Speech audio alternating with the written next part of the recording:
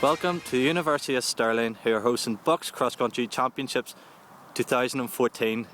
We now have Ross Christie with us, who is race organiser, who we're very pleased to welcome here. So Ross, how do you think this is going to start the Commonwealth year for Scotland?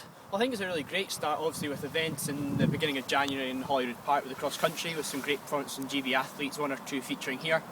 And then we've had some great performances in Glasgow and the Emirates Arena at the weekend. So I think that this is just another great start, and it's a great privilege for Stirling to get to host these championships once again. We're obviously the third time within the decade to be hosting BUCS. So why do you think we are BUCS preference? Now, I know you've talked about the course, so do you want to show us around the course? Yeah, I think it's a very good course. I believe it's a very good traditional cross-country course with lots of mud and lots of hills. And if the weather stays up, I think it'll be a very interesting race. We'll now have a little look at the course. Indeed, yeah. So that's 500 metres from the starting line, and we now reach our first corner. Now, with BUCS being such a large field, you would need to be somewhere up near the front. Now we come to one of the crucial points of the course. This is what I would class as the sort of turning point in the course. In the men's A race and the men's B race, they have a small lap to start off before they start 3 and 2 laps respectively. That lap will head the way up the hill, and the women's race, which is just 2 long laps, will carry straight on with now. I'm on top of the world, waiting on this for a while now, paying my dues to the dirt. I've been waiting to smile, to hold it in for a while, take me with me if I can, been dreaming of this since a child. And then we now look at another part of the course, and we look at the main protagonists of this hill, and we look at Birmingham and St Mary's. I think, you know, this will be a challenging hill. What do you think about this hill and this bit of the course? Well, from my past experience of running this hill, this is a hill that obviously within the men's A race, which is the main race for the men, it features 3 times.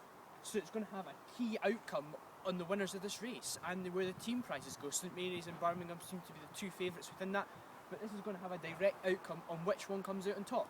I've seen East District races run here, I've seen big races run here, and this race will have a bearing on the outcome of the race. So do you think a part of the course that a move may be made, maybe, you know? I wouldn't necessarily say a move being made, but I think that it's somewhere that you can definitely consolidate your position. And I think that if you are struggling going up this hill, particularly in the first or second laps, it's a long way around this course. Well, I just noticed there that if the course on this hill isn't tough enough, we seem to have a bit of water lying along this. There's certainly a wee bit of surface water So, at the bottom of the hill, so it's going to churn up quite nicely, and then... And the weather forecast for the next couple of days would only suggest that will increase, so I think a very tough hill in prospect. Absolutely. Let's just take a wee walk up to see what the hill does offer.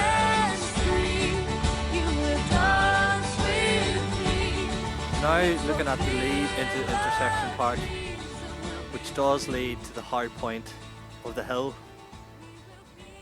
which brings us back to the original crossover. Yeah, this is something you should recognise from earlier. This is where we crossed over for the small lap, came up this hill, and the big lap went on beyond us at the back. The large lap will come in as you saw over there, and will turn in up the hill and carry on up the hill as the small lap did before. The men's A race will do that big lap 3 times, the women's will do just the big lap twice, and the men's B race will do the big lap twice after completing 1 small lap. Now we come to the women's section of the course. This is a little sort of up and down section that will sort of feature into the finishing area for the final lap, or into the turning area for the first and second laps. Now for the final little part of the course, we're now looking back down sort of finishing straight. This is leading up to the finish.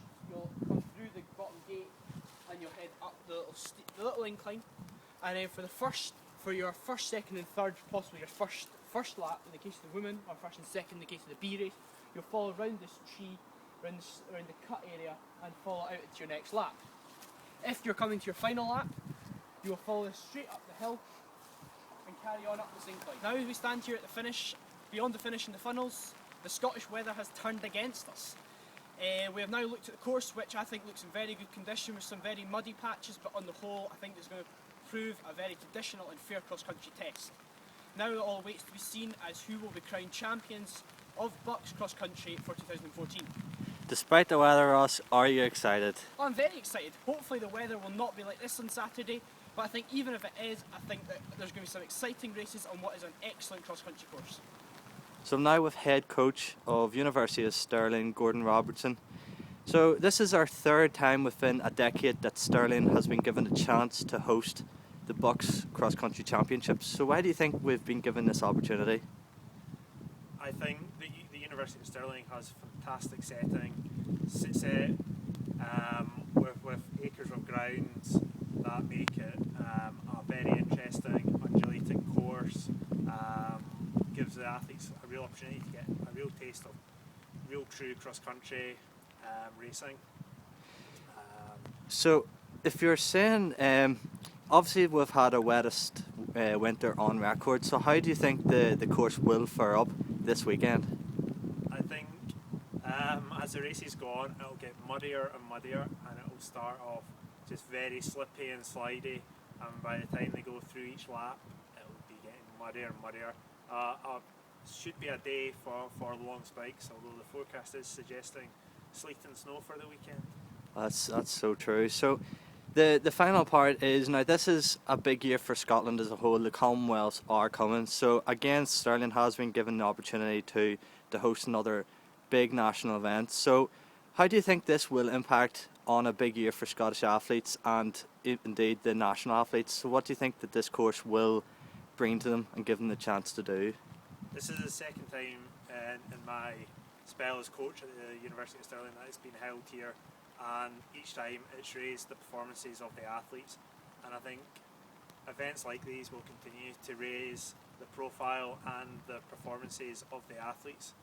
And the great thing is we don't have long travelling to do for once. Indeed. Well, thank you very much.